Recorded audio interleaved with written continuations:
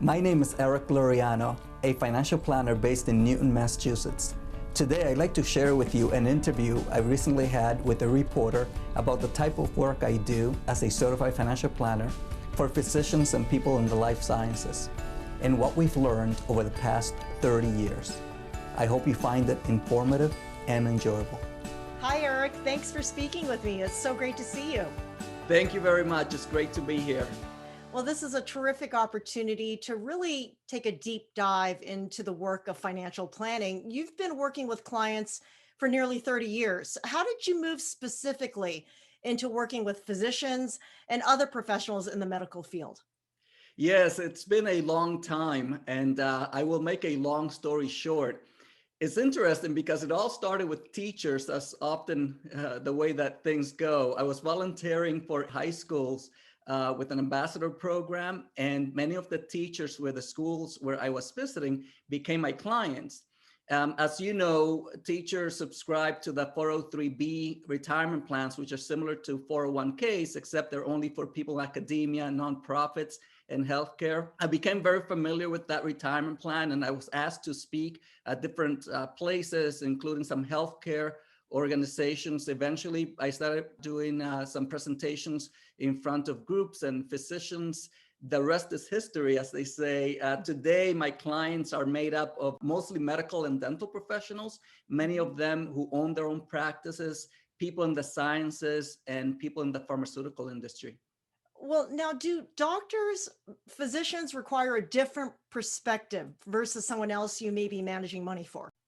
That's a great question, and therein lies the dilemma physicians face when exploring financial planning.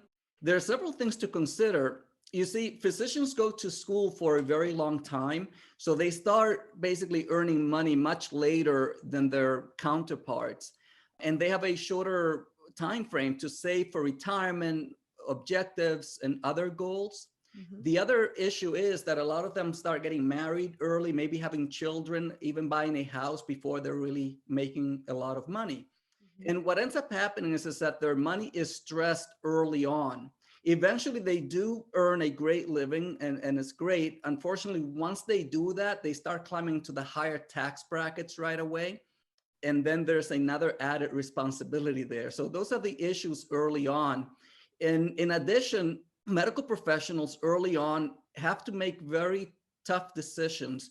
Do they go into practice for themselves or work at a hospital, for instance? So these are very high stakes, and they'll probably benefit from working with someone. And as you know, and we all know, a lot of them graduate with a large amount of debt, student debt, Mhm. more than other consumers. They have to be very, very careful and understanding how that debt must be managed. So they will really be well served by working with someone who specializes and understands their particular situations, and someone who can help them manage all these little moving parts, maybe with a great approach and an efficient process. Right. Well, we'll cover the student debt question in a moment, but there are also diverse aspects of financial planning for physicians specifically. Is money management only the beginning? I mean, what would encompass a more comprehensive plan in terms of financial advising? Sure. And, Mabel, I struggle a little bit with the financial planning community that they rush to really just talk about money management, especially for young professional. Sure. Of course, if someone already has investable assets, we can address that right away. The industry tells young professionals to invest aggressively and invest a lot. But I like to have my clients concentrate more on the rate of savings, the amount that they're savings over the rate of return. Mhm. I find that by saving more, that's going to have a much better impact, a bigger impact on the money that's available to them down the line. And that's a big difference. And now with this, we're not telling clients not to invest. We will get there. It's just a matter of prioritizing and having the essentials and foundational steps before taking a lot of risk with investments. Well, in your opinion, what would you consider the traits of a financially prepared physician? And this might transfer to other people as well. Sure, and it relates a little bit to the last question. We know that physicians, for the most part, will earn a very good living. Again, business owners, some of the other clients that we serve, They will eventually find their way and save and be successful. My job is more to help my clients understand the financial threats and consequences thereof. If we're able to address those threats and mitigate the consequences, then we can help clients avoid financial mistakes and financial failure. It's a plan based on prevention. And I think physicians understand that and appreciate that. Sure. Yeah. Now we'll come back to the question of student loans, because physicians may come to this relationship with you or another financial planner with that specific question. A lot of debt. For that question, do I pay off all my loans first or other issues of that nature? How prepared do you have to be to delve into that aspect of planning? That's the right attitude physicians should come with. What goes first with all of those issues? One of the first exercises I have my clients do is list financial threats and concerns from greatest to smallest. Eventually, we'll address in order of importance.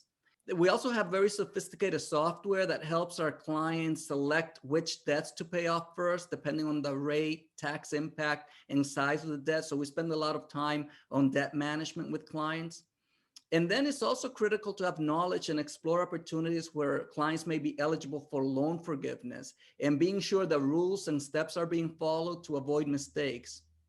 And another area where doctors should be well informed is just about basic liability protections. As high income earners, they're precariously exposed to potential lawsuits and other claims. What other financial vehicles, maybe your favorites, if you will, are you accustomed to talking about? Sure. And, with me, the first order of business with clients is to get them organized using a process. At some point, we do need financial vehicles and products to fulfill the financial plan. With that, we can always highlight some of the areas that I concentrate in. And I'd like to talk about a couple in particular that affects physician in an interesting way. First, let's take a look at the 401k plan. And please, for everyone listening, don't make any financial decisions based on this conversation. That's one of the issues that I have with the overall investment community, is that there are a lot of talking heads and they sort of give a lot of information, advice without knowing the situation. So I always like to clarify.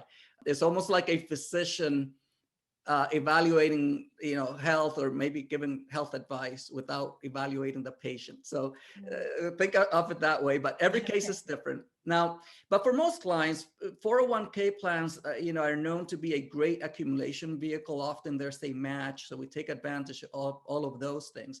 But I like my clients to start having an active mind and really taking a look at how everything works. And what I find with 401k plans, that they are a great accumulation vehicle, but eventually they can be taxed. And as we've talked about before a little bit, we're living in a period with one of the lowest tax brackets in history. For clients who amass a great deal of wealth and assets, they could potentially be in the same or higher tax bracket in the future. Their retirement assets could become a liability that they will be taxed, perhaps at a high rate, when there may be fewer deductions available to them, making this bucket of money a poor distribution vehicle and very heavily taxed vehicle when transferred to the next generation. So again, great accumulation vehicle, we all know that, but probably poor distribution vehicle. And the good news is that we have ways to build around it so that we can make it work for clients. But clients should be aware of that. And clients should become familiar with the difference between average rates of returns while they're accumulating money and growing their assets versus average rates of returns during the distribution period. Taking distributions presents quite a challenge when doing so during periods of volatility. Imagine, if you will, if you're taking money out to live off your assets, and at the same time, there's a market correction. So two things that will diminish your savings. Now, as the market recovers, the amount that you spent is not available to grow again as that curve goes up and the market corrects itself. Therefore, we cannot rely on those, nice average rates of returns to offer a smooth curve. during the retirement phase. And that's something that people who accumulate a lot of money in 401ks and other savings should be aware of. You know, on the issue of disability insurance, which you covered a little bit, this is an area that most people have to consider in their financial planning, but this is an area that you're well versed in. Sure, Mabel. Yeah, that's another item I'm always compelled to mention when I speak to physicians. So I'm glad that you brought it up. I talk to physicians about really protecting their most valuable asset, and that is to get up every morning and do their job and earn a living. Mhm. So one of the most devastating threats is being sick or injured and not being able to earn the income you're accustomed to. Specifically for physicians who mitigate this threat with maybe group disability insurance or other disability insurance, they should be very, very well informed about the contract, how it works, specifically the definition of disability. It may be best to have a contract with something called true own occupation definition. And that to me is paramount in the protection component, and highly trained individuals must have a good understanding of how that works. Now, you touched a little bit about the transferal of wealth, estate planning. Do you work a lot with people for planning for the future for their estate? Yes, this is one of my favorite areas to help clients with because there's really a lot of confusion about what's needed. Of course, only a licensed attorney can draw up legal documents, but we work collaboratively with legal professionals to address asset protection, good planning in the event that someone's unable to make their own financial decisions, wealth transfers. Yeah, we love wealth transfer, especially if it's coming to our clients certain way, different ways to look at it, but those are Yeah. great. Protecting assets from creditors, minimizing estate taxes, and more. But yeah, we work with all of those areas. Now, like anything else, the earlier the better. So, working with a certified financial planner early in your career, even as a resident, would be recommended. But perhaps finding someone, especially you're in a lot of debt, you have a certain budget range. So, it's tricky, right? What are the options? Oh, absolutely. And these days, there's so many options available to consumers. You add the phenomenon of the internet, and boy, there's a lot of information Sure. out there. Yeah. Yeah, the question is it the right information for the person's individual situation? And that's what a young physician or even a seasoned professional should be looking at. Am I working with an advisor who understands my circumstance and can help me navigate through everything? Physicians are also very busy. They're obviously bright. They can probably figure this out, but they do not have a lot of time to research and implement what's needed. Mhm. They should have someone with experience managing the issues they face. It's interesting going back a little bit to the fact that physicians are bright. There's a challenge there, and a lot of financial advisors are challenged by that and find difficult to work with physicians. I happen to be very good at it because I understand where they're coming from, and it's great. Yeah. What I like to also let physicians know is that obviously they are bright, but they also have been in school and residency programs for a long time, being good at what they're doing, becoming experts in their own field. Mhm. So they probably don't have a lot of time to become experts in yet another field. With some of my clients, maybe a third or fourth expertise. So we have expertise in this area. Yeah. Yeah, Yeah. and it's okay for them to rely on a financial advisor they can trust, maybe with good bedside manner, who can help them along the way. So they have time to continue to enhance their careers, Yeah. enjoy the fruits of their labor, and enjoy more time with their family. Yeah, and continue saving lives, right? I mean, they're busy. So Absolutely, yes. now it can be a hard and intimidating experience trying to find someone you can trust with your hard-earned money. How do you go about establishing that trust? Yeah, my clients appreciate the fact that we're exploring all areas of their financial plan with objectives of what we must do today and how this decision affect our financial future. Mm. My process is really designed for a long-term relationship, and clients value that. Now, these days, most of my clients are introduced to me by other existing clients who have been with me for 5, 10, 20 years plus. Often there's just instant trust based on those introductions. Mm, yeah. You know, I have to ask this because we're in the middle of the most devastating health crisis in our country, indeed the world.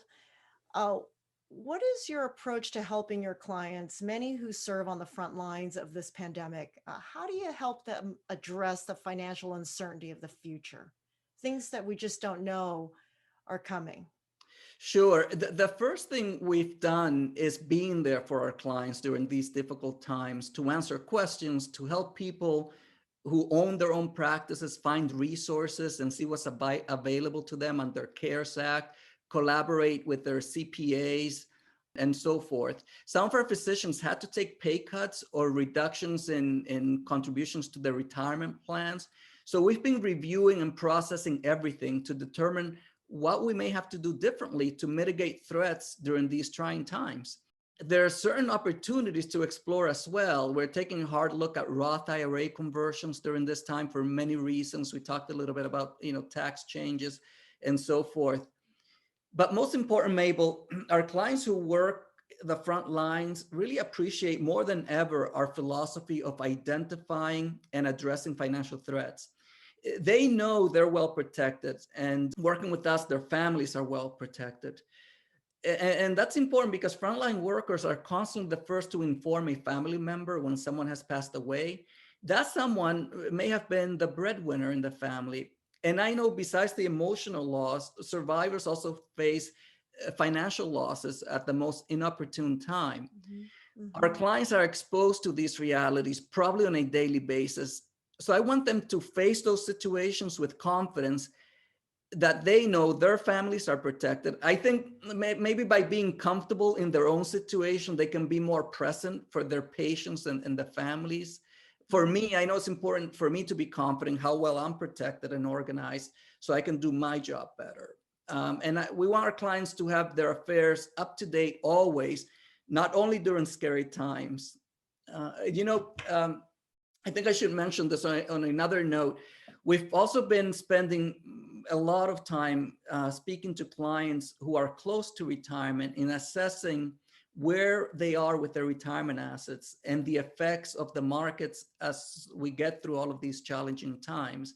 And we also have to realize that the pandemic is going to have other ripple effects along the way. The federal government expenditures, for example, have increased. So changes are coming to the tax code. So we continue to monitor and be in a great position to assist our clients in navigating during the most turbulent times, as well as good times when they come. Eric, thank you. Thank you so much. That was great information. It sounds like a good financial planner is very much like a partner for the present and whatever the future holds. So thanks so much for your time today. Thank you very much. This was great. Thank you.